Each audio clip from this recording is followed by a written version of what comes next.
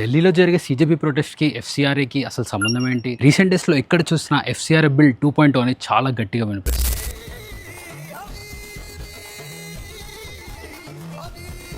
అసలు FCRA bill అంటే ఏంటి? దీనివల్ల కేరళలో ఉన్న వాళ్ళకి ఇంకా కొన్ని ఎన్జిఓస్కి అసలు ప్రాబ్లం ఏంటో ఈ వీడియోలో చూద్దాం. ఎఫ్సీఆర్ఏ అంటే ఫారెన్ కాంట్రిబ్యూషన్ రెగ్యులేషన్ యాక్ట్. సింపుల్గా చెప్పాలంటే అమెరికా, యూరోప్, గల్ఫ్ లాంటి కంట్రీస్ ఇండియాలో ఉన్న ఎన్జిఓస్, ట్రస్ట్, చారిటీస్కి మనీ ఆర్ డొనేషన్ పంపించచ్చు. కానీ ఆ ఫారెన్ మనీ ఎక్కడి నుంచి వచ్చాయి, ఎందుకు వచ్చాయి, దేనికి యూస్ చేస్తున్నారని గవర్నమెంట్ మానిటర్ చేస్తుందంట.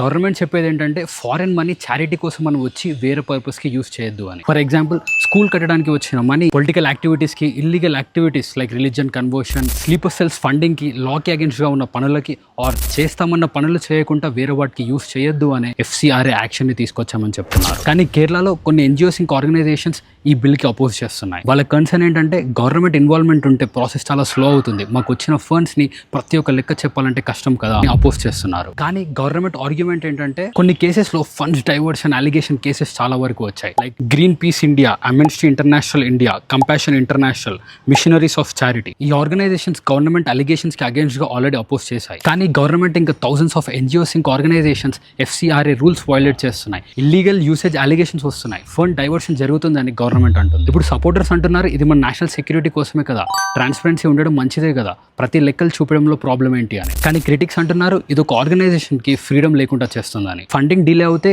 మాకు ఒక ఆర్గనైజేషన్ రన్ చేయడం చాలా కష్టం అవుతుంది కదా అని అంటున్నారు. మరి మీ ప్రకారం ఏది కరెక్ట్? స్ట్రిక్ట్ మానిటరింగ్ ఇండియాలో అవసరమా, లేదంటే జెన్యూన్ ఎన్జిఓస్ కి ఈ బిల్ వల్ల చాలా ఎఫెక్ట్ అవుతుందా? మీరే కమెంట్స్ లో చెప్పండి.